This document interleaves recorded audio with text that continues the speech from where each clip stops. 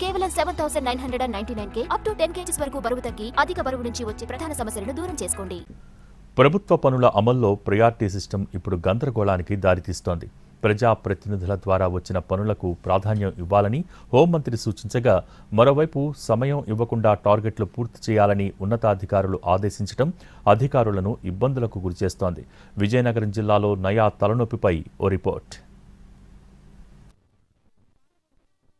సాధారణంగా ప్రభుత్వ వ్యవస్థలో ప్రజల నుంచి లేదా ప్రజాప్రతినిధుల నుంచి వచ్చే అభ్యర్థనలను సంబంధిత శాఖలు పరిశీలించి ప్రాధాన్యతా క్రమంలో దృష్టి సారిస్తారు. అనంతరం జిల్లా, మండల స్థాయి అధికారులు వాటిని అమలు చేస్తారు. అయితే తాజాగా విజయనగరం జిల్లా సమీక్షా సమావేశంలో ప్రజాప్రతినిధుల సిఫార్సులకు ప్రత్యేక ప్రాధాన్యం ఇవ్వాలని హోంశాఖ మంత్రి వంగలపూడి అనిత సూచించడం గందరగోళానికి దారితీస్తోంది. ఏ పనైనా ప్రజాప్రతినిధుల ద్వారా తీసుకురావాలని బహిరంగంగానే అధికారులను హెచ్చరించారామె. ఈ విషయంలో ఏదైనా సమస్యలు ఉంటే జిల్లా మంత్రి, కలెక్టర్ తన దృష్టికి తీసుకురావాలని చెప్పారు. అయితే దీనివల్ల క్షేత్రస్థాయిలో మాత్రం కొత్త సమస్యలు తలెత్తుతున్నాయని అధికారులు తలలు పట్టుకుంటున్నారు. ఉన్నతాధికారులు మాత్రం పనులపై కఠినమైన డెడ్లైన్స్ విధిస్తూ లక్ష్యాలు తప్పకుండా పూర్తి చేయాలని ఒత్తిడి పెంచుతున్నారు. ఆలస్యం జరిగితే చర్యలు తప్పవని హెచ్చరిస్తున్నారు.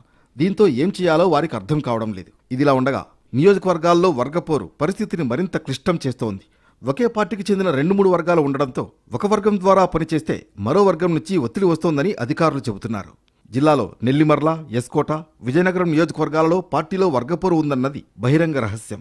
బయటకు భాయి భాయి అన్నట్లు ఉన్నా లోన మాత్రం కత్తులు నూరుకుంటారు. ఒకరిపై ఒకరు ఫిర్యాదులు చేసుకుంటారు. ఇలాంటి పరిస్థితులలో అధికారులు ఏం చేయాలో తెలియక ఇబ్బందులు పడుతున్నారు. కొందరు ప్రపోజల్స్ను పక్కన పెడితే మరికొందరు సెలవులపై వెళ్లిపోతున్నారు. ప్రస్తుతం ఈ గందరగోళం కారణంగా పనుల ఆలస్యం, ఫైళ్ల పెండింగ్, నిర్ణయాలలో స్పష్టత లోపం వంటివి మరింత పెరుగుతున్నాయన్నది లోకల్ టాక్.